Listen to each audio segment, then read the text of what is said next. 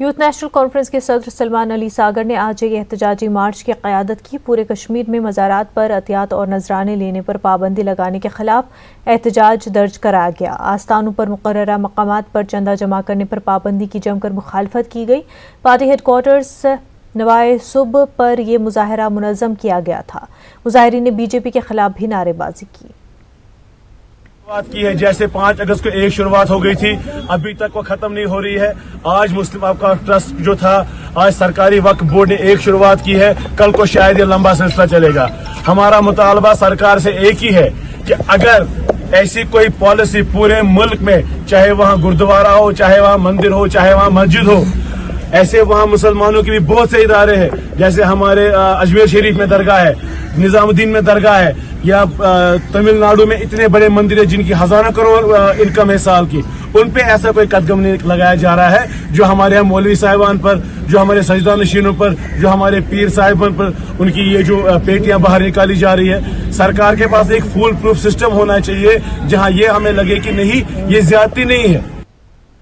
आम आदमी पार्टी के सैकड़ों कारकुनों ने आज जम्मू के गांधीनगर में वाक़ साबिक नायब वज़ीर आला कुवेंद्र गुप्ता की रिहाइशगाह के सामने जबरदस्त एहतजाजी मुजाहरा किया। सरकारी रिहाइशगाहों से बीजेपी के तमाम लीडरों को निकाल देने का मुतालबा भी किया गया।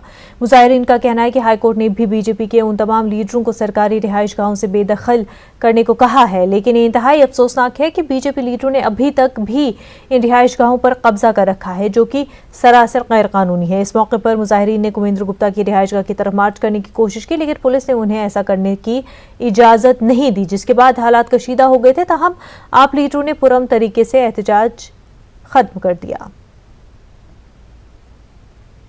और बीजेपी के नेताओं का जो गिरफ्तार किया है, ये इसलिए है कि इनके जितने भी नेता हैं और खास तौर पर deputy chief minister कुवेंद्र Gupta ji जो जम्मू कश्मीर के रह चुके हैं बीजेपी के, उन्होंने सरकारी बंगले के ऊपर कब्जा किया हुआ है। हम पूछना चाहते हैं वो किस कैपेसिटी के ऊपर कब्जा किया उन्होंने, क्योंकि ये सरकारी खजाने को लूट रहे हैं बीजेपी वाले, और अपोजिशन के लिए अलग कानून बनाया है और बीजेपी के लिए अलग कानून बनाया है। हम सभी जनता को पता है ये अनकॉन्स्टिट्यूशनल जो पोस्ट लोग हैं, किसी कॉन्स्टिट्यूशनल पे पोस्ट पे नहीं है, जो सरकारी बंगलों का या स्टेट डिपार्टमेंट की बिल्डिंग्स का कैसे इस्तेमाल कर सकते हैं। दूसरी तरफ इन्हीं के जो निजी जो बंगले हैं उनका लाखों रुपए बिजली का बिल बकाया है, तो वो किसका पैसा है? टैक्स पेयर का पैसा है। दूसरी तरफ अगर देखें तो जनता की हालत यह है कि आपने देखा 1 घंटा बारिश हो जाए तो जम्मू म्यूनसिपैलिटी की हालत यह होती है कि लोगों के घरों के अंदर पानी घुस जाता है।